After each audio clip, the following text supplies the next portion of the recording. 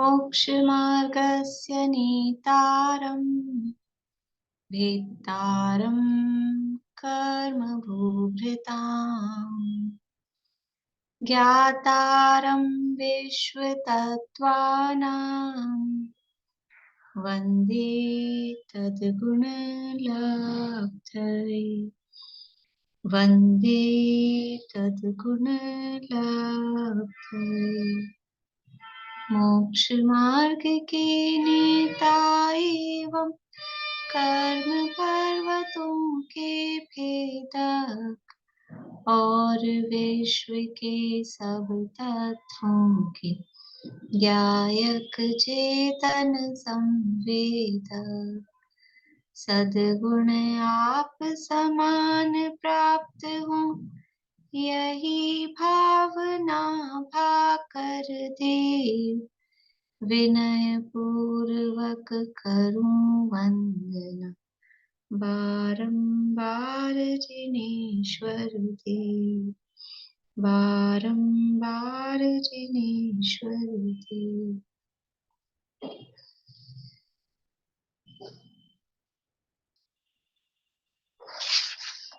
सूत्र सुनाएंगे दूसरे अध्याय के।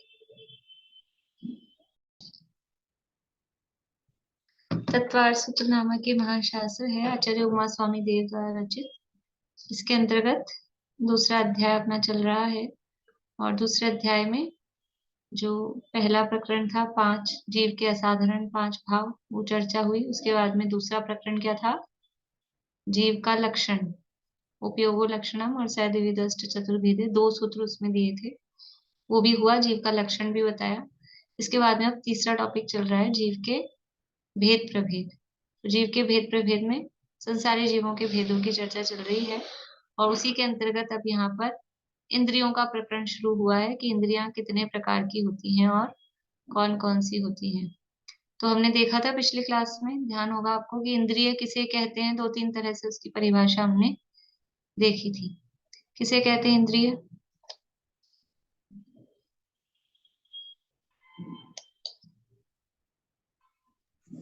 संसारी जीव की पहचान के चिन्ह को इंद्रिय कहते हैं। संसारी जीव की पहचान के चिन्ह को इंद्रिय कहते हैं, ठीक है। और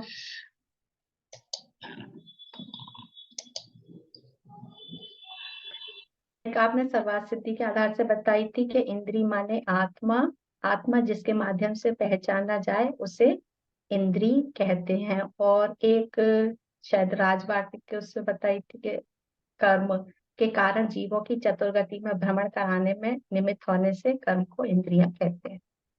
कर्म के द्वारा जिनकी रचना हुई है कर्म को इंद्र कहते हैं और कर्म के द्वारा जिनकी रचना हुई है उसको इंद्रिय कहते हैं, ठीक है। और इंद्र नाम आत्मा का है, तो आत्मा की जो पहचान कराए उसे इंद्रिय कहते हैं। इस तरह से हमने परिभाषा कही थी। और बालबोध में जो है कि जीव को ज्ञान कराने में जो सहायक होते हैं, जीव के ज्ञान में जो निमित्त होती है, संसारी जीव है जो सूक्ष्म ज्ञानी है वो इंद्रियों की सहायता से ही ज्ञान कर पाते हैं, इसलिए वो जीव को ज्ञान में सहायक भी कही जाती है।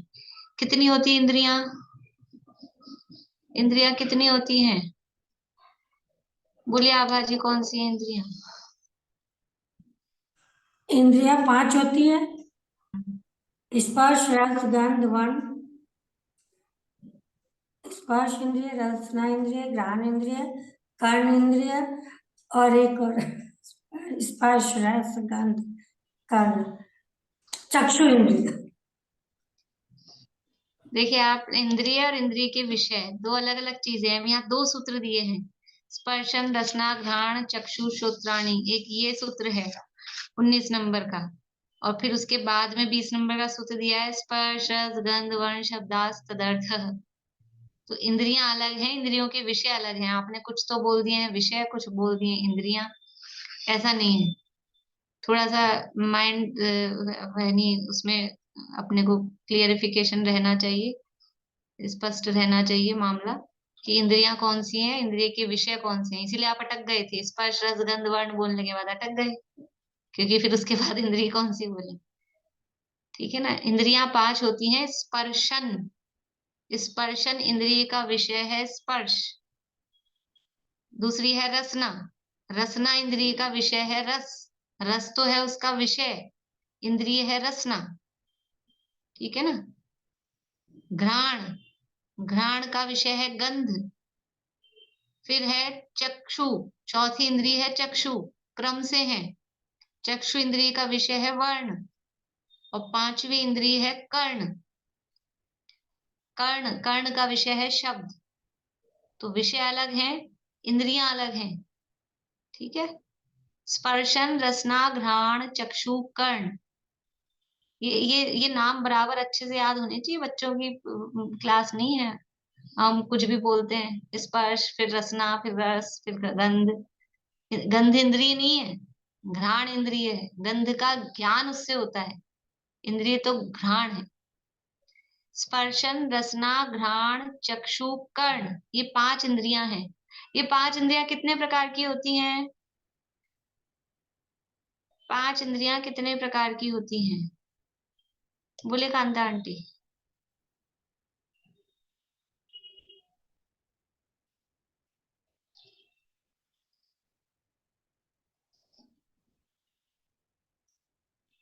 नहीं हो रहा है चालू। चलिए, सब 2 इंगली दिखा रहे हैं। 5 इंद्रियां 2 प्रकार की होती हैं। कौन से 2 प्रकार की होती है 5 इंद्रियां? बोलिए पद्मा जी। द्रव्य इंद्रिय और भाव इंद्रिय। पांचों इंद्रियां 2 प्रकार की होती हैं, द्रव्य इंद्रिय और भाव इंद्रिय। यानी स्पर्शन भी द्रव्य इंद्रिय भाव इंद्रिय, रसना भी द्रव्य इंद्रिय भाव इंद्रिय, घ्राण भी द्रव्य इंद्रिय भाव इंद्रिय। ऐसा 5 इंद्रियां 2-2 प्रकार की होती हैं। तो द्रव्य इंद्रिय किसे कहते हैं और भाव इंद्रिय किसे कहते हैं? देखिए, यहाँ परिभाषा दी है पेज नंबर 112 पे, तत्वार्थ मणि प्रदीप में। पेज नंबर 112 है। सूत्र पढ़ लें क्या एक बार? सूत्र पढ़ लेते हैं चारों। पंचेन्द्रियाणि द्विविधानि निर्वृत्युपकरणे द्रव्येन्द्रियम लब्ध्योपयोगो भावेन्द्रियम। तो इन 2 सूत्रों की चर्चा अपन ने पिछली बार में की थी, पंचेन्द्रियाणि और द्विविधानि। अब अपने को द्रव्येन्द्रिय और भावेन्द्रिय, इनका स्वरूप और इनके जो भेद है उसकी चर्चा करनी है। यहाँ देखिए, द्रव्येन्द्रिय और भावेन्द्रिय की परिभाषा दी है 112 नंबर पेज पे। इंद्रियाकार पुद्गल और आत्म प्रदेशों की रचना द्रव्येन्द्रियां हैं। द्रव्येन्द्रिय किसे कहते हैं आप लोग को ध्यान होगा, मैंने पिछली क्लास में बताया था 7 तत्वों के भेदों के संबंध में। द्रव्य आश्रव, भाव आश्रव, द्रव्य बंध, भाव बंध। तो जो द्रव्य वाला पक्ष है वो किसको बताता है और भाव वाला पक्ष किसको बताता है? द्रव्य वाला पक्ष है वो कर्म को, पुद्गलों को, मतलब पौद्गलिक है। और भाव वाला पक्ष है वो जीव से संबंधित है। वहां भी ऐसे ही, यहाँ पर भी ऐसे ही है। जो द्रव्य इंद्रिय है वो मुख्य रूप से पौद्गलिक है, पुद्गल से संबंधित है, आकार प्रकार से संबंधित है। और जो भाव वाला पक्ष है वो जीव से संबंधित है। ठीक है, जीव की पर्याय से संबंधित है, ज्ञान गुण से संबंधित है। तो द्रव्य इंद्रिय किसे कह रहे हैं? इंद्रियाकार पुद्गल और आत्म प्रदेशों की रचना द्रव्येंद्रियां हैं। इंद्रियों के आकार रूप जो ये पुद्गलों का आकार हो रहा है ना, द्रव्य इंद्रिय किसे कहते हैं? कि ये आंख है तो आंख का इस तरह का आकार, गोलाकार जैसा भी। कान है तो कान का जैसा आकार है वो आकार। नाक है, घ्राण इंद्रिय है तो उसका जो आकार। तो पुद्गलों का भी ऐसा आकार है। और अकेला ऐसा पुद्गलों का ही आकार नहीं है, इस जगह जो आत्मा के प्रदेश है वो भी इसी शेप में है ना। जहां जो इंद्रिय है वो इंद्रिय का जो आकार है, तो उस जगह आत्मा के प्रदेश भी उसी आकार में होंगे कि नहीं होंगे? है कि नहीं है? वहां आत्मा के प्रदेश भी उसी आकार के हैं। तो इंद्रियों के आकार रूप पुद्गल और आत्म प्रदेशों की रचना वो द्रव्येंद्रियां कहलाती है। तो आत्म प्रदेशों की रचना भी इसमें इंक्लूड कर रहे हैं, लेकिन वो रचनात्मक रूप ही है। मुख्य रूप से द्रव्येंद्रियों को पौद्गलिक कहा जाता है। मुख्य रूप से उसमें पुद्गल की ही मुख्यता है। जो शरीर के आकार रूप जो भी आकार हैं इंद्रियों के, वो कहलाते हैं द्रव्येंद्रिय। ठीक है। अभी और उसके भेद समझेंगे तो और विशेष खुलासा होगा। अभी सामान्य रूप से समझ लेते हैं, फिर वापस से समझ में आ जाएगा। भाव इंद्रिय किसे कहते हैं? भाव का मतलब है जीव के भाव। जीव का भाव मतलब, जीव का भाव मतलब जीव का गुण, जो जीव के ज्ञान गुण से संबंधित है वो भाव इंद्रिय है। तो यहाँ कह रहे हैं श्रेयोपशम विशेष से होने वाला आत्मा का ज्ञान दर्शन रूप परिणाम भावेंद्रियां है। भावेंद्रिय किसे कहते हैं? शयोपशम विशेष से जो ज्ञान जीव का परिणाम हो रहा है। शयोपशम कौन से कर्मों में होता है? शयोपशम कौन से कर्मों में होता है? इसी अध्याय में पढ़ा है अपन ने। बोलो चेतना जी।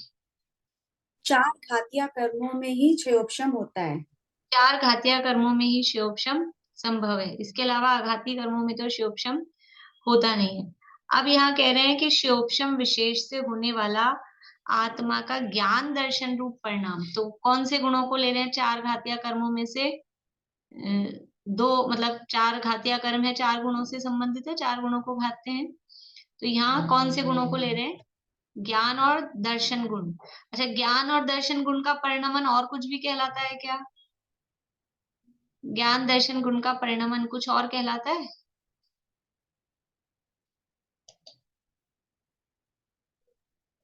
उपयोग ज्ञान। ठीक है ना, उपयोग कहा था। सद्विविधो जीव के जो ज्ञान दर्शन के व्यापार को उपयोग कहते हैं। चैतन्य अनुविधायी परिणाम, तो वो चैतन्य अनुविधायी परिणाम क्या है? वो ज्ञान दर्शन है। तो यहाँ क्या कह रहे हैं कि शयोपशम विशेष से होने वाला, यानी कर्म के शयोपशम से, वो कर्म के शयोपशम के निमित्त से होने वाला जो आत्मा का ज्ञान दर्शन रूप परिणाम है, वो भावेंद्रिया। यानी जो सीधे सीधे शब्दों में कहें कि ज्ञानावरण और दर्शनावरण का जो शयोपशम, शयोपशम का मतलब है जितना प्रकट है हमको। शयोपशम का क्या मतलब है? कि जो ज्ञान प्रकट है वो कहलाता है उतना ज्ञान का, ज्ञानावरण का शयोपशम है। ठीक है। जो ज्ञान प्रकट नहीं है, जो ज्ञान प्रकट नहीं है वो तो कहलाएगा ज्ञानावरण का उदय। लेकिन जो ज्ञान प्रकट है, कुछ ज्ञान है कि नहीं अपने को, कुछ ना कुछ जानते समझते हैं कि नहीं, तो वो क्या है, वो क्या क्यों है वो ज्ञान प्रकट? ज्ञानावरण के शयोपशम से। ज्ञान मुख्य रूप से आ रहा है, तो ज्ञानावरण दर्शनावरण का जो शयोपशम है, उनके शयोपशम से होने वाला जो आत्मा का ज्ञान दर्शन रूप परिणाम, मतलब कि जो हमारा ज्ञान दर्शन है ना, जो हमारा शयोपशम ज्ञान और शयोपशम दर्शन कौन से होंगे? शयोपशमिक दर्शन कौन से हैं? इसी अध्याय में पढ़ के आए हैं पारुल।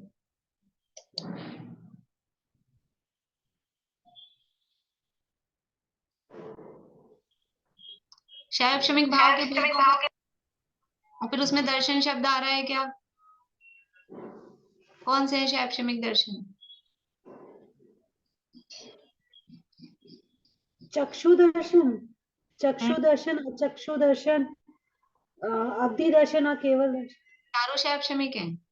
नहीं, 2 ही हैं। शैवक्षमिक भाव के भेदों को देखना है ना, शैवक्षमिक दर्शन बोलना है। अब देखो, वहां तो भेद प्रभेद सीख लिए, वहां भेद प्रभेद सीख के वहीं छोड़ दिया अपन ने। अब यहाँ अप्लाई, हर जगह जहां आप शास्त्र पढ़ोगे तो वो अप्लाई होंगे, वो शब्द आएंगे। शैवक्षमिक ज्ञान का मतलब कौन से ज्ञान? शैवक्षमिक ज्ञान बोला, ज्ञान दर्शन का शैवक्षम बोला या शैवक्षमिक ज्ञान बोला?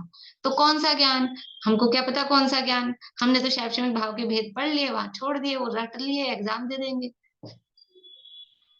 ऐसे नहीं है, वो जो सीखा है ना उसको अप्लाई करने के लिए सीखा है।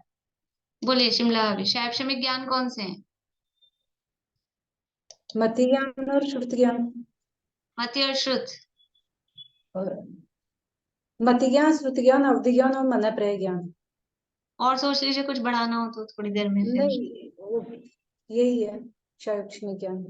पक्का? हाँ। हाँ। ज्ञाना ज्ञान दर्शन लब्ध्यस, तो चतु त्रि त्रि, ये है ना उसमें। तो 4 शैवक्षमिक ज्ञान है, मति शुद्ध अवधि मन परे। 3 शैवक्षमिक दर्शन है, चक्षु चक्षु अवधि। वही है यहाँ पे, और क्या है?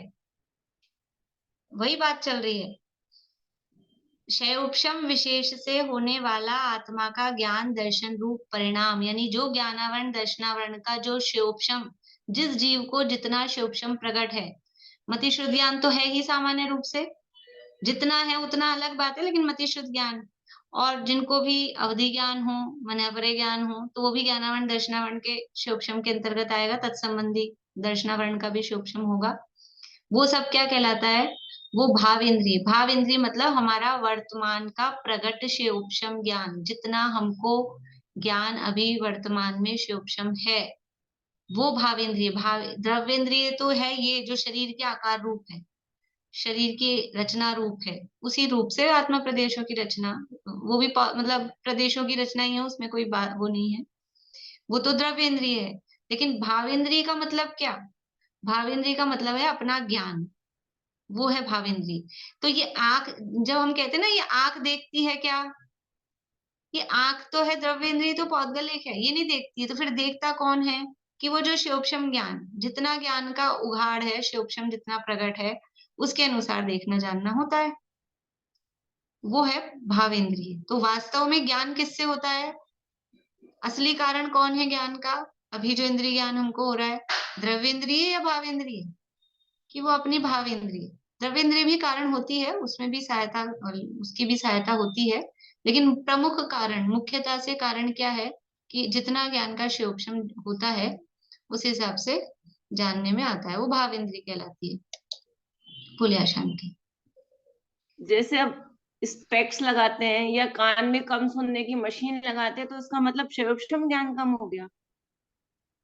नहीं, वो चर्चा अभी करेंगे अपन आगे, अभी ये आएगा ना लब्धि उपयोग और निवृत्ति उपकरण, तब करेंगे वो चर्चा। ये समझ में आया? मतलब क्या है, द्रव्येंद्रिय और भावेंद्रिय में अपन सामान्य अर्थ देख रहे हैं, उनके भेदों की चर्चा करेंगे तो और विशेष समझ में आएगा। द्रव्येंद्रिय का मतलब है पौद्गलिक चीज, भावेंद्रिय का मतलब है जीव का ज्ञान। बिल्कुल सरल, कुछ भी याद नहीं रहे तो इतना तो याद रहेगा। द्रव्येंद्रिय का मतलब है शरीर की रचना, शरीर का पार्ट, और भावेंद्रिय का मतलब है आत्मा का ज्ञान। दर्शन को भी एक बार साइलेंट है वो, कोई बात नहीं। भावेंद्रिय है वो आत्मा का ज्ञान है, लेकिन कौन सा ज्ञान है? क्षयोपशम रूप ज्ञान है। केवल ज्ञान भावेंद्रिय रूप नहीं होता, क्षयोपशम ज्ञान, ये ध्यान रखना। भावेंद्रिय में कौन सा है? क्षयोपशम विशेष से होने वाला जो ज्ञान है। केवल ज्ञान को भावेंद्रिय नहीं कह सकते हैं, केवल ज्ञान इंद्रिय ज्ञान नहीं है। केवल ज्ञान कौन सा ज्ञान है? अतीन्द्रिय ज्ञान है, इंद्रिय ज्ञान नहीं है। ठीक है, तो ये जो क्षयोपशम ज्ञान है, इंद्रिय ज्ञान है, वो भावेंद्रिय रूप है। अब ये दोनों के दो दो भेद हैं, देखिए।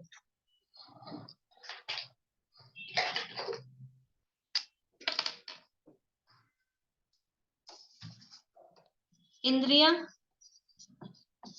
फिर इंद्रिय के मतलब इंद्रिय 5 इंद्रियां हैं और हर के दो दो भेद हैं, द्रव्येंद्रिय और भावेंद्रिय।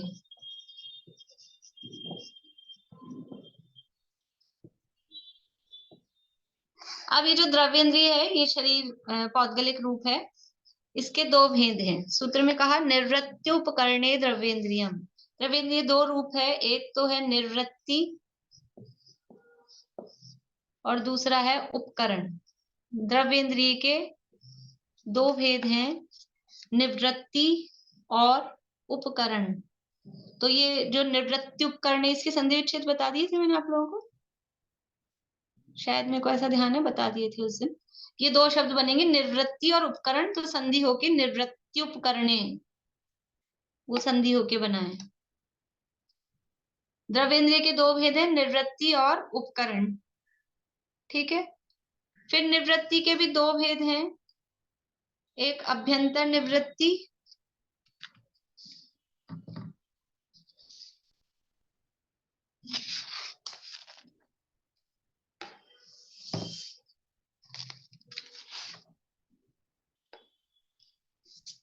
एक अभ्यंतर निवृत्ति और एक बाह्य निवृत्ति।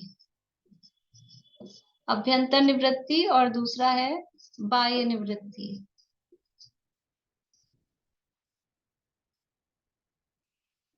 और इसी तरह से उपकरण के भी दो भेद हैं, एक अभ्यंतर उपकरण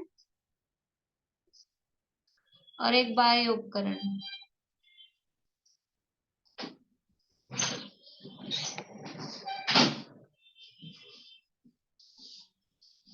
अभी भावेंद्रिय के भी भेद होंगे, वो अपन बाद में करेंगे, अभी ये चार्ट देख लेते हैं। 5 इंद्रियां दो प्रकार की है, द्रव्येंद्रिय और भावेंद्रिय। द्रव्येंद्रिय के दो भेद, निवृत्ति और उपकरण।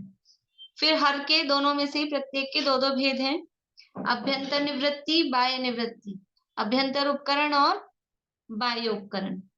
ठीक है, अब क्या है, शब्द थोड़े से नए से हैं, बाकी कुछ भी कठिन नहीं है। अपने समझ लो, अपने शरीर की और अपने ज्ञान की, अपने आत्म प्रदेशों की रचना इसमें बताई जा रही है। निवृत्ति किसे कहते हैं? कि रचना को निवृत्ति कहते हैं। सबसे सरल मतलब शाब्दिक अर्थ करें, रचना को निवृत्ति कहते हैं।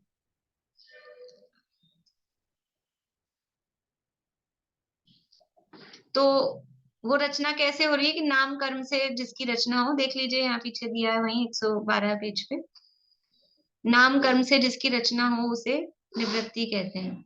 वास्तव में मतलब इसकी पूरी परिभाषा बनाए हम, कॉमन रूप से निवृत्ति की परिभाषा, तो इंद्रियाकार उद्गल तथा आत्म प्रदेशों की रचना, ये तो द्रव्येंद्रिय है, और यही इंद्रिय के आकार रूप आत्म प्रदेशों की और शरीर की। तो वही वो जो परिभाषा ऊपर दी है ना द्रव्येंद्रिय की परिभाषा में, वही परिभाषा इसमें लगेगी कि इंद्रियों के आकार रूप आत्म प्रदेश और शरीर के पुद्गलों की रचना को निवृत्ति कहते हैं। इंद्रियाकार पुद्गल और आत्म प्रदेशों की रचना वो निवृत्ति है एक्चुअली, द्रव्येंद्रिय निवृत्ति। निवृत्ति का मतलब है रचना। किस किस की रचना? आत्मा के प्रदेशों की रचना और शरीर के तत्संबंधी आकार की रचना, वो कहलाती है निवृत्ति।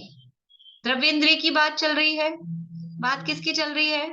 द्रव्येंद्रिय। द्रव्येंद्रिय का भेद है निवृत्ति। तो द्रव्येंद्रिय क्या है? वो पौद्गलिक है, तो इसमें पुद्गल की शरीर की बात होगी। तो शरीर का जो आकार है इंद्रिय के रूप, वो भी निवृत्ति कहला रहा है। शरीर के जो प्रदेशों की, परमाणुओं की रचना और आत्मा के प्रदेशों की भी उस तरह की रचना, वो भी निवृत्ति कहलाती है।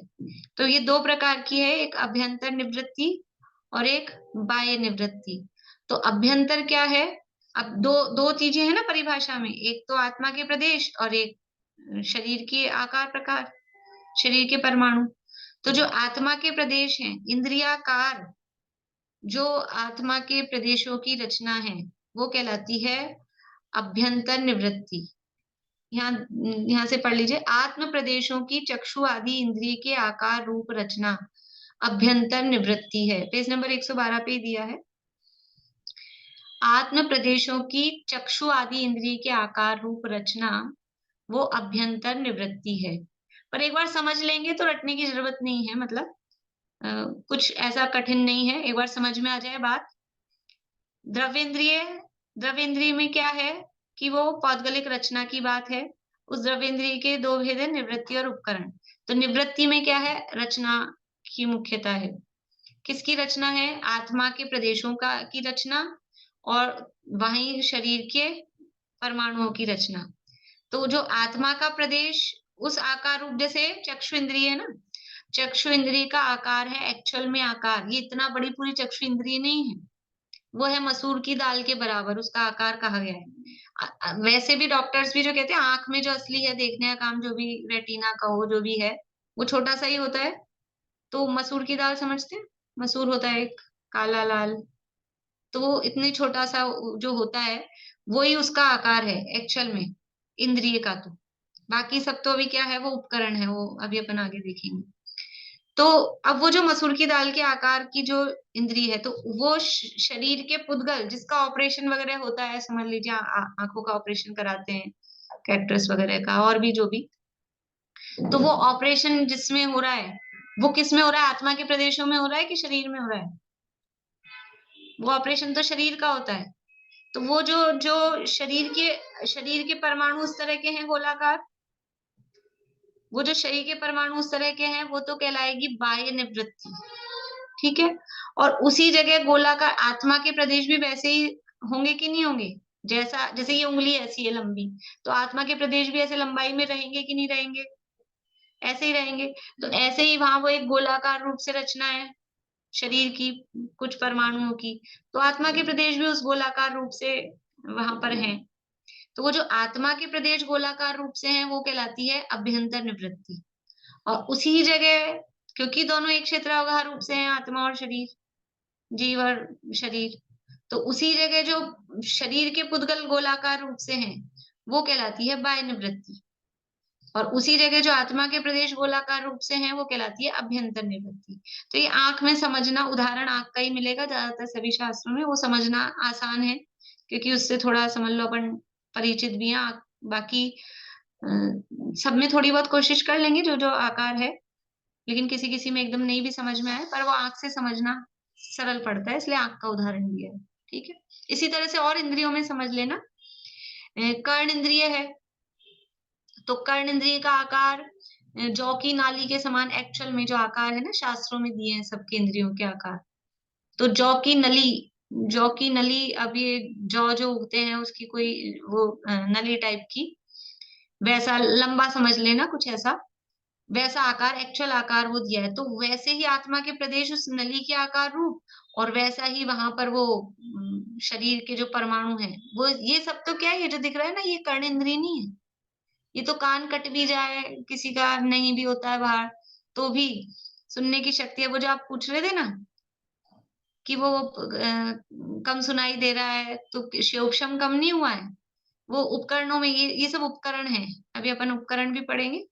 तो उपकरणों में भी खराबी अगर हो गई है कुछ, तो फिर वो बराबर दिखाई सुनाई देने में वो समस्या आ जाती है, क्योंकि निमित्त नैमित्तिक संबंध है, ये सब निमित्त बनते हैं। ज्ञान में इंद्रियां है ना, ज्ञान में सहायक होती है, तो उसमें थोड़ी बहुत भी कहीं भी कुछ गड़बड़ होती है तो वो प्रॉपर ज्ञान नहीं हो पाता है, सूक्ष्म ज्ञान है। समझ में आया? निवृत्ति यानी आत्मा के प्रदेशों की और शरीर की जो रचना है उसका नाम निवृत्ति है। उसमें से जो आत्मा की प्रदेशों की जो इंद्रिय के आकार रूप रचना है वो है अभ्यंतर निवृत्ति, और शरीर के परमाणुओं की जो उस इंद्रिय के आकार रूप रचना है वो कहलाती है बाह्य निवृत्ति। ठीक है, ये जो चार्ट बनाया है इसी में, या अभ्यंतर के नीचे लिख लो आत्मा के प्रदेश, यहाँ लिख लो शरीर के परमाणु, तो वो खुद को अपने हिसाब से समझ में आ जाएगा। अब है उपकरण। उपकरण किसे कहते हैं? तो यहाँ दिया है, जो निवृत्ति का उपकार करे वह उपकरण है। निवृत्ति का उपकार करे, क्या उपकार करेगा? हाथ पांव दबाएगा, रुपया पैसा दे देगा, क्या उपकार करेगा? उपकार का मतलब है उसकी सहायता करे, उसके में निमित्त बने। निवृत्ति किस लिए थी? कि वो ज्ञान में सहायक होने के लिए, तो वो उसकी रक्षा करे। रक्षा मतलब उसका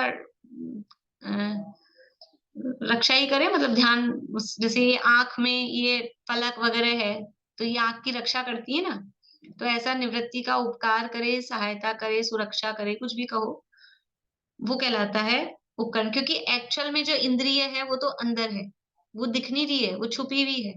अगर ये सब नहीं हो तो डायरेक्ट इंद्रिय पे, अभी जैसे कहीं चोट पड़ी, किसी ने मारा, यहाँ लगी, तो ये उपकरण पे लगी, अभी अंदर इंद्रिय थोड़ी सेफ है। लेकिन अगर ये उपकरण नहीं हो तो डायरेक्ट ही फिर क्या, जिसे हम कान का पर्दा बोलते हैं, असली जो सुनने का काम करता है वो ये करता है क्या? वो तो कान का पर्दा बोलते हैं ना उसे, तो वो करता है। तो अगर ये नहीं हो तो सीधा चोट पड़े तो उसी पे पड़ जाए तो वो डैमेज हो जाए, इसलिए ये उसका उपकार करता है, उसकी सुरक्षा करता है, उसकी रक्षा करता है। इसी तरह से ये नाक में समझ लो, ये कोई घ्राण इंद्र इतनी बड़ी नहीं है, वो भी उसके फूल के समान आकार आता है, जौ के फूल, जवा के फूल पुष्प के समान।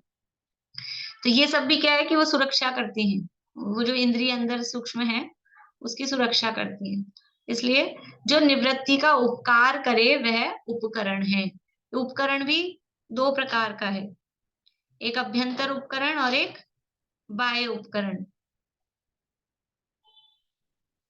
अब इसमें आत्मा के प्रदेशों की कोई बात नहीं। अभ्यंतर उपकरण क्या है कि जो थोड़ा अंदर की साइड है, इंटरनल है, वो अभ्यंतर है। जो एकदम बाहर है वो बाह्य है। जैसे यहाँ उदाहरण में आंख का ही उदाहरण दिया है।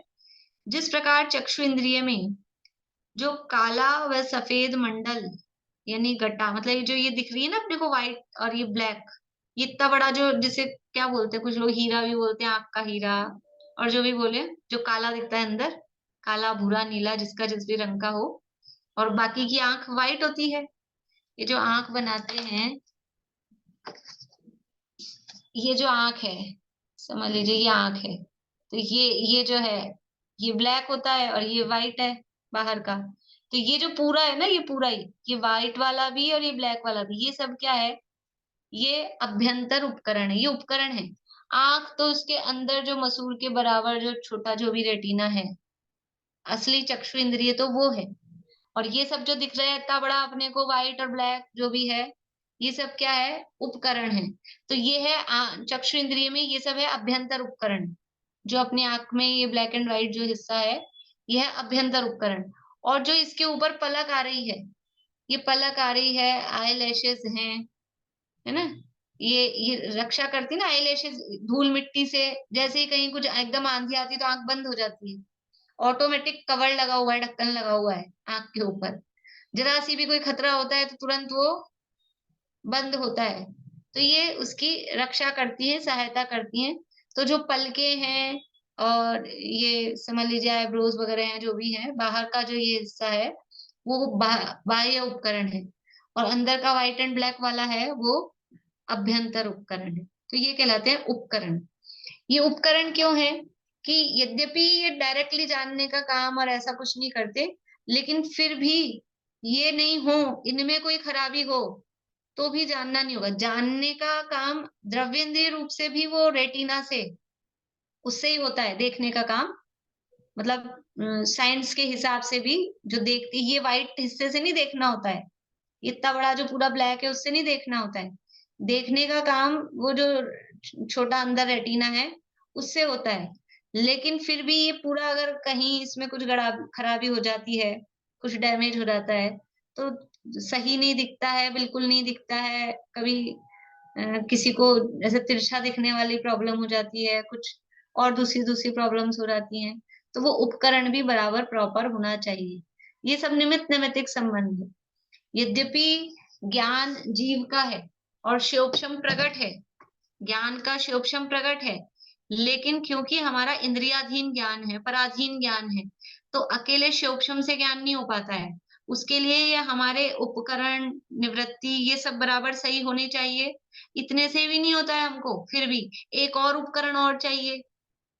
ये उपकरण में तो समस्या हो नहीं हो, ये एक और उपकरण, दूसरी चार आंखें बोलते हैं, ये वाला उपकरण और चाहिए। अच्छा, ये उपकरण हो, उसके अलावा भी हमको लाइट वाइट ये भी चाहिए। तो ये हमारा क्योंकि पराधीन ज्ञान है, शिवोपशम ज्ञान है, ये अनेक बाहरी साधनों की हिसाब से, अभी लाइट चल जाती है, एक दिन चली गई थी लाइट, एकदम कमरे में अंधेरा हो जाता है, तो फिर दिखना बंद हो जाता है। तो फिर क्या आपकी आंखें खराब हो गई? क्या आपका शिवोपशम चला गया? क्या हुआ? कि वो सारी बाहरी साधन, वो निमित्त नैमित्तिक संबंध उनका होता है। तो उसको हम बोलेंगे जैसे लाइट चली गई तो वो अंतराय का उदय है। शिवोपशम तो ज्ञानावरण का है, लेकिन हमारे अभी लाभांतराय का या इस तरह का अभी अंतराय का उदय आ गया है। और ये सब जो कुछ खराब है, तो शिवोपशम तो बराबर रहता है, लेकिन ये उपकरणों में खराबी होने से भी बराबर प्रॉपर ज्ञान नहीं हो पाता। ठीक है, तो ये सभी इंद्रियों में समझ लेना। किसी किसी के स्पर्शन इंद्रिय के सेंसेस कम हो जाते हैं, वृद्धावस्था में इस तरह की स्थितियां हो जाती है। और भी कुछ बीमारियां ऐसी होती है कि ठंडे गर्म का या ज्यादा उसमें फीलिंग नहीं हो पाती है, कुछ कुछ स्किन डिजीज इस तरह की हो जाती है ना, कोई कोई प्रॉब्लम ऐसी हो जाती है। सूनापन अगर आने लगा है तो पता ही नहीं चलता गर्म तेज है कि ठंडा तेज है या क्या है, पैरालिसिस वगैरह में नहीं पता लगता है। तो ये स्पर्शन इंद्रिय, ये भी तो पूरा, ये पूरा शरीर उपकरण, स्पर्शन इंद्रिय का उपकरण क्या है? ये पूरा शरीर उसका उपकरण है। तो इसमें कुछ खराबी हो गई कोई वहां, और ये कैसे काम करता है कि इसमें पूरी सब नसें वसें जो भी वेन्स ये जा रही हैं, इनमें कहीं सिस्टम में गड़बड़ होती है तो उपकरण में गड़बड़ हो जाती है। ये सारा पूरा सिस्टम है। तो जहां अभी प्रश्न आएगा, मैं पहले ही बता देती हूँ कि पैरालिसिस हो गया, नहीं आएगा तो भी कोई बात नहीं, मैं बता ही देती हूँ, नहीं आया किसी के दिमाग में, पैरालिसिस हो जाता है तो फिर क्या होता है, वो मान लो पैरों में हो गया, एक राइट साइड में हो गया, ऐसे इस तरह से हो जाते हैं ना। तो वो वहां क्या क्या स्थिति रहती है? आधे शरीर में शिवोपशम है, आधे शरीर में नहीं है।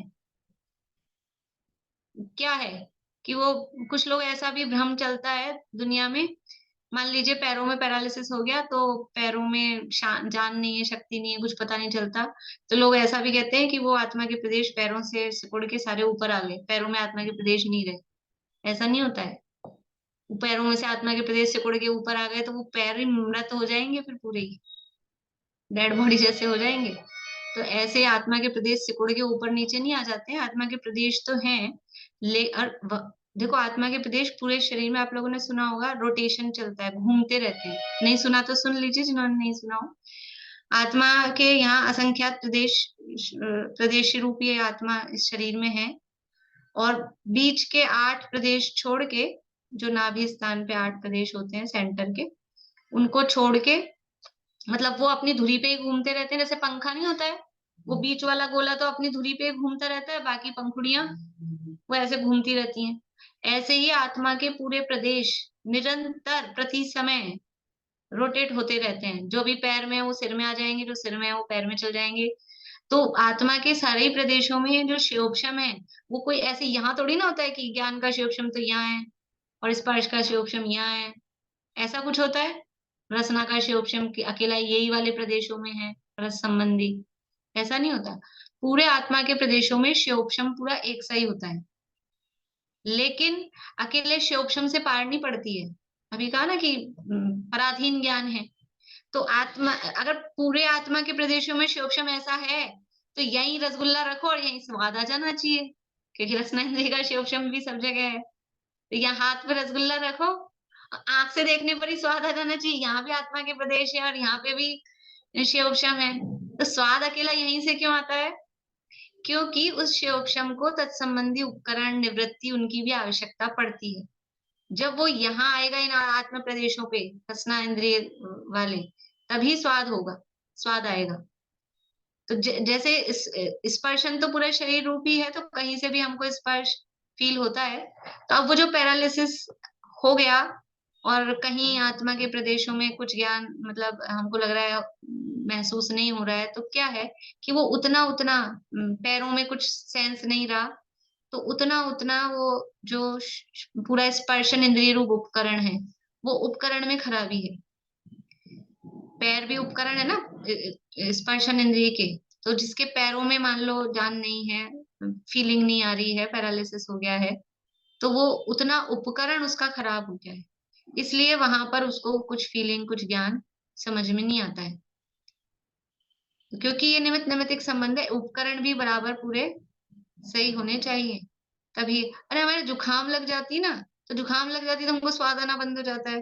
जो कोविड हो गया था तो वो कोविड में टेस्ट वेस्ट चला गया था, तो इसी में ऐसा हो जाता है। तो वो बिल्कुल ही वो इंद्रिय का अगर उसमें उपकरण में खराबी हो गई है, तो वो तत्संबंधी फिर ज्ञान नहीं हो पाता है, क्योंकि ज्ञान होने में सारे कारण, सहयोगी कारण भी सारे चाहिए होते हैं। असली कारण तो वो जीव का शिवोक्षम ही है, असली कारण तो वही है, लेकिन उस शिवोक्षम को काम करने के लिए बाहर के सहयोगी कारण भी चाहिए होते हैं। कभी कभी ऐसा होता है चश्मा गंदा हो रहा हो, चश्मा साफ नहीं हो, तो अपने वो गड़बड़ दिख जाता है कि नहीं दिख जाता है। किसी और का चश्मा लगा लिया अपना समझ के, तो एक के दो दिख जाए, बड़े का छोटा दिख जाए, ऐसा हो जाता है, धुंधला दिखता है। तो ये एक उपकरण में खराबी है, तो हमारे ज्ञान में गड़बड़ हो गई ना, उपकरण में खराबी है। तो ऐसे ही यहाँ बाहरी शरीर वाले भी जो उपकरण है उसमें खराबी होने पर वो ज्ञान फिर बराबर नहीं हो पाता है। ठीक है, तो समझ में आ गया। पांचों इंद्रियां दो प्रकार की, द्रव्येंद्रिय और भावेंद्रिय। द्रव्येंद्रिय है वो शरीर से संबंधित है, भावेंद्रिय है वो जीव के ज्ञान से संबंधित है। भावेंद्रिय की चर्चा भी अपन ने की नहीं है, उसके भेदों की चर्चा भी बाकी है। द्रव्येंद्रिय दो प्रकार की है, एक निवृत्ति और एक उपकरण। निवृत्ति क्या है कि इंद्रिय के आकार रूप आत्मा के प्रदेशों की रचना और उस इंद्रिय के आकार रूप शरीर की रचना, पौद्गलिक रचना, उन दोनों को कहते हैं निवृत्ति। उसमें से जो आत्मा के प्रदेशों की रचना है इंद्रिय के आकार रूप, वो कहलाती है अभ्यंतर निवृत्ति, और इंद्रिय के आकार रूप जो शरीर की रचना है वो कहलाती है बाह्य निवृत्ति। और उपकरण जो इंद्रिय की सहायता करे, निवृत्ति की सहायता करे, निवृत्ति का रक्षा करे, उपकार करे, वो कहलाता है उपकरण। उपकरण भी दो प्रकार का है, एक अभ्यंतर उपकरण और एक बाह्य उपकरण। तो उस इंद्रिय के जो आंतरिक रचना रूप जो उपकरण है वो अभ्यंतर उपकरण है, और उसके सहायक जो बाह्य चीजें हैं वो बाह्य उपकरण है। ठीक है। अब वो नेत्र इंद्रिय में अच्छे से समझ में आता है, बाकी हर इंद्रिय का अपने को इतना उपकरण में कौन सा अभ्यंतर है कौन सा बाह्य है, तो ये तो जो बाहर दिख ही रहा है वो तो एकदम ही बाह्य है ही। अब उसमें ही अभ्यंतर बाह्य थोड़ा भी समझ लेना यथा योग्य। एक तो जब आपने बताया कि आत्मा के प्रदेश रोटेट करते हैं, तो वो स्पंदन वही होता है क्या? हाँ नहीं, वही कंपन है। उसी को स्पंदन बोलते हैं कि जो मन वचन काया के योग से स्पंदन होता है, तो उसमें मन वचन काया क्या करते हैं फिर? नहीं नहीं, मतलब वो भी स्पंदन है, और उसके अलावा भी वो जो योग, जो आत्मा के प्रदेशों का जो योग है, वो तो कर्मों के आकर्षण की शक्ति, जो परिस्पंदन जो कह रहे हैं ना, तो वो परिस्पंदन, ये परिस्पंदन ही हो रहा है। और ये परिस्पंदन में जो योग जिसको कहा जा रहा है, योगों के संबंध में आता है ना परिस्पंदन शब्द, तो वो योग तो है कर्मों के आकर्षण करने की शक्ति, और ये मन वचन काया के निमित्त से वो आकर्षण की शक्ति यानी आत्मा के प्रदेशों में कंपन होता है। और ये रोटेशन भी हो ही रहा है, तो वो कंपन हो ही रहा है, मन वचन काया के निमित्त बना है, उसमें निमित्त बन जाते हैं, बाकी वो रोटेशन उसमें होता ही है। बोलिए। और ये अपने बाह्य उपकरण में भी आत्म प्रदेश तो है ही ना, ये वाले जो बाह्य उपकरण है इसमें भी आत्म प्रदेश तो है ही, यहाँ भी तो है ही। हाँ कहीं कहीं है, कहीं कहीं नहीं भी। जैसे अभी पलक में जो बाल है, इसमें आत्म प्रदेश नहीं है। पलक में बाल भी है ना, ये तो जो स्किन वाली चीज है वहां तो आत्म प्रदेश है, लेकिन ये जो बाल है उसमें आत्म प्रदेश नहीं है। वो थोड़ा सा उसमें यथा योग्य जैसा हो वो समझ लेना। दीदी वो बोलते हैं कोई शरीर का अंग कट गया है तो कुछ समय के लिए आत्म प्रदेश उसमें रहते हैं हाँ कुछ अंतर्मूर्त के लिए रह सकते हैं और उसमें। वापस फिर अपनी बॉडी में वापस आ जाते हैं, ऐसा? हाँ वो जैसे कभी कभी एकदम एक्सीडेंट में उंगली कटी, जी। उंगली टूट गई, तो वो समुद्घात होता है। वो जैसे छिपकली की पूंछ का देखा होगा आपने, पूंछ कट जाती है तो थोड़ी देर तक फिर वो तड़पती रहती है, कभी देखा हो ऐसा, सुना होगा। तो वो आत्मा के प्रदेश उसमें रहते हैं तो वो तड़पती रहती है, फिर क्या होता है कि कुछ ही देर में, कुछ मिनट सेकंड्स में वो उसका तड़पना बंद हो जाता है, तो वो आत्मा प्रदेश जो मेन बॉडी है उसमें सिकुड़ के आ जाते हैं। तो अपने भी ऐसा हो सकता है कि कभी कुछ कोई पार्ट उंगली वगैरह टूट गई, तो कुछ देर उसमें आत्मा के प्रदेश रहते हैं। तो डॉक्टर्स भी ऐसा कहते हैं कि उसको अगर फटाफट कुछ निश्चित टाइम में अगर उसको इसको ऐसा लगा के भी रखो और फटाफट आ जाओ और उसको ऑपरेट कर दें, तो क्योंकि उसमें थे आत्म प्रदेश तो वो वापस जुड़ भी सकती है। डिपेंड करता है केस पर, क्या स्थिति है उस पर डिपेंड करता है। लेकिन बहुत ज्यादा देर हो गई है, 2-4 घंटे निकल गए यार, तो वो आत्मा के प्रदेश फिर क्या है, उसमें से वापस मेन बॉडी में आ जाते हैं। युद्ध क्षेत्र में इस तरह की स्थिति देखी जाती है, जब युद्ध की परिस्थितियां बनती कि किसी का सर अलग कर दिया धड़ से, और वो उसके हाथ में तलवार है, सर तो अलग हो गया, और उसके हाथ में तलवार है तो भी धड़ सर अलग होने के बाद भी 2-4 को वो धड़ धड़ धड़ धड़ सिर काट देता है, 2-4 की, क्योंकि वो तब तक वो उसमें आत्मा के प्रदेश जब तक रहते हैं तब तक उसके हाथ चलते रहते हैं, और फिर वो मरण हो जाता है, पूरा निकल जाता है, तो मरण हो जाता है। उपकरण की एग्जैक्ट डेफिनेशन क्या है? ये निवृत्ति का जो उपकार करे वो उपकरण है। बस यही। आशांति और है आपका? अनेस्थेशिया वाले केस में क्या क्या चीज को वो करते हैं, जब अनेस्थेशिया लगता है तो जब सेंस, वही करते हैं ना, वो हमको तो हमारे उस वक्त क्या चीजों को वो सुनना होता है, फीलिंग पावर या क्या चीज को वो करते हैं इफेक्ट? शिथिल हो गया है ना, उपकरण शिथिल हो जाता है तो फिर वो ज्ञान भी उस हिसाब से परिणमन करता है। एनेस्थीसिया देते हैं तो स्पर्श, मतलब कभी कभी किसी जगह सुन्न कर देते हैं, है ना, आंख का होना है या दांत का होना है तो यहाँ सुन्न कर देते हैं, पूरी बॉडी नहीं करते, तो बस यहाँ फीलिंग बंद हो जाती है, तो पता नहीं चल रहा, मतलब ये पता लगता है कुछ हो रहा है, लेकिन वो जो दर्द वाली फीलिंग थी वो नहीं होती, तो वो उपकरण में ही किया जाता है। भाभी जैसे अपने कहीं लग गई, अभी आपने जो एग्जाम्पल दिया, पर आत्मा के प्रदेश तो मूव कर रहे हैं, हाँ तो मूव करते रहेंगे ना, कोई दिक्कत नहीं। तो वहां तो नए प्रदेश आ गए ना, तो फिर ज्ञान होना चाहिए ना हमें। नए कहाँ से आ गए, प्रदेश तो वही है, नए कहाँ से आएंगे। जैसे हमने यहाँ सुन किया। हाँ हमने किया, तो उस जगह वो उपकरण खराब है ना, तो उस जगह जो आत्मा के प्रदेश आएंगे तो उस समय उनका ज्ञान वही शिथिल होगा कि यहाँ उपकरण में अभी सुन्नपना है। तो इस जगह जो प्रदेश आएंगे वो उसी स्थिति के हो जाएंगे। समझ लो कि हम लोग ऐसे लाइन बना के घूम रहे हैं किसी जगह पे, और कोई हॉल है या कोई ऐसी जगह है, तो उसमें से एक कोना एकदम अंधेरे वाला है, बाकी जगह उजाला है। तो ऐसे ऐसे ऐसे घूम रहे हैं, तो जो उस अंधेरे वाले कोने में आएंगे उनको दिखेगा नहीं, फिर वो वापस बाहर निकल के आ जाएंगे उजाले में तो उनको दिखेगा, फिर वो वापस घूम के अंधेरे वाली जगह पे आएंगे तो उनको नहीं दिखेगा। तो वो बाहरी मतलब ये साधन भी तो उसको चाहिए। आंखें तो सबकी सही है, लेकिन फिर भी जो उस जगह पहुंचता है जहां पर अंधेरा है उसको वहां दिखना बंद हो जाता है, फिर वो वापस रोटेशन में बाहर आ जाता है उजाले वाली जगह, उसको दिखना चालू हो जाता है। तो तो बाहर की निमित्त नैमित्तिक संबंध है। तो मतलब उपकरण में जैसे लगी है या सुन किया है तो वो उसी का ज्ञान कराएगी आत्मा के प्रदेश, उपकरण का ही ज्ञान। जैसे अपने यहाँ लग गई तो यहाँ जो आत्मा के नए प्रदेश भी आएंगे वो यहाँ लगी का ही ज्ञान कराएंगे, तो हाँ, वो उदर्द का उपकरण का वेदन ही ज्ञान कराते हैं सिर्फ। हाँ, उदर्द का वेदन होगा। चलिए, और किसी का प्रश्न है?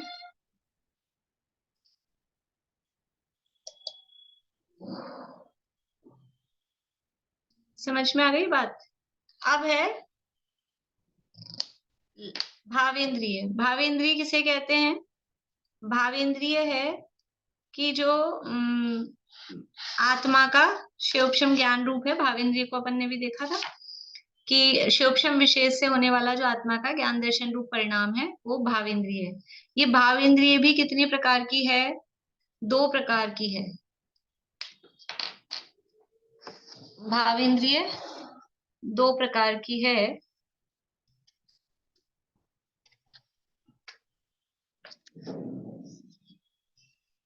एक लब्धि रूप और एक उपयोग रूप। अभी ज्यादा समय नहीं बचा, कल ही ले लें इसको, 1-2 मिनट है, या तो फिर बहुत ओवर टाइम हो जाएगा, नहीं तो फिर हड़बड़ी रहेगी। और वैसे भी आज इतना समझ लिया तो मेरे ख्याल से सफिशियंट है, ताकि आप लोग उतना कर सको, है ना। 3:27 हो गए हैं, तो कल ले लेंगे इसको। और ये आप पढ़िएगा एक बार, जिनको भी लग रहा है ना पहली बार पढ़ा है नहीं समझ में आया, तो यहाँ बुक से पढ़िएगा, सोचिएगा। इतना कुछ कठिन नहीं है, सरल है, पर अभी क्लियर हो जाएगा तो हमेशा क्लियर रहेगा। एक बार पहली बार में जो क्लियर हो जाता है विषय, वो क्लियर हो जाता है, तो रटने की जरूरत नहीं है, समझ में आ जाएगा। तो उस मतलब ध्यान रहेगा ही, उसमें कोई दिक्कत नहीं है। बोलिए चेतना जी। हम कह रहे हैं, आपने कहा कि जैसे ऑपरेशन होता है तो वो उपकरण का ऑपरेशन होता है। ऑपरेशन उपकरण का नहीं होता है। वो पूछ रहे थे सुन्न किसको करते हैं, एनेस्थीसिया किसको दे रहे हैं। तो एनेस्थीसिया में तो वो उस बाहरी उपकरण को ही मतलब सुन्न किया गया है ना, उसको फीलिंग नहीं हो रही है। मतलब मेन तो स्पर्शन इंद्रिय संबंधी ही है, अच्छा। क्योंकि स्पर्शन से तो फीलिंग वाली चीज स्पर्शन से आती है ना, कि हम क्या कर रहे हैं, तो वो स्पर्शन इंद्रिय को वहां पे सुन्न कर दिया जाता है। मतलब ऑपरेशन ऑपरेशन तो भी पार्ट है, ऑपरेशन तो बॉडी का हो रहा है, जो भी बॉडी हाँ, पार्ट उसका होता है। रचना। हाँ, ओके। मतलब इंद्रिय का ऑपरेशन तो किसी किसी इंद्रिय का होता है, बाकी और भी समझ लो पेट में भी बहुत सी कहीं किसी लीवर का हो रहा है, किडनी का हो रहा है, तो अलग अलग चीजें हैं। जिसका भी हो रहा हो वो तो बॉडी पार्ट है। तो बाकी पूरे अंदर तक भी तो स्पर्शन इंद्रिय, पूरे स्पर्शन इंद्रिय केवल ये स्किन नहीं है, केवल स्किन का नाम स्पर्शन इंद्रिय नहीं है। अंदर पूरे बॉडी में, अंदर पेट में, सब जगह स्पर्शन इंद्रिय है। अंदर फीलिंग होती है कि नहीं, कभी कभी पेट में जलन हो रही है, पेट में गर्मी हो रही है, ऐसा अपने को फीलिंग आती है कि नहीं आती है? तो वो अंदर पूरी सब जगह स्पर्शन इंद्रिय है। स्पर्शन इंद्रिय को लेते पूरे शरीर प्रमाण है। तो शरीर केवल स्किन जितना नहीं है, अंदर तक पूरा पूरी बॉडी वो स्पर्शन इंद्रिय रूप है। बोलिए रेखा जी। ये YouTube पे जरा आप डाल दे, मैं भी दोबारा सुनूंगी, कम समझ में आता है ये। चलिए, चिन्वाणी स्तुति। कौन बोलना चाहते हैं?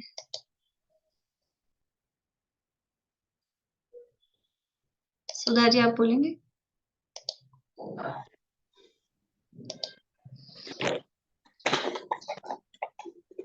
किसी से कुछ नहीं लेना, किसी को कुछ नहीं देना, अहो निश्चिंत परमानंद में जीवन हमारा है। ज्ञान में लोक है मेरा, ज्ञान ही रूप है मेरा, परम निर्दोष समता में ज्ञान जीवन हमारा है। अहो चैतन्य में जीवन से अहो चैतन्य आनंद में सहज जीवन हमारा है। अनादि अनंत पर निर्भय ध्रुव जीवन हमारा हमारा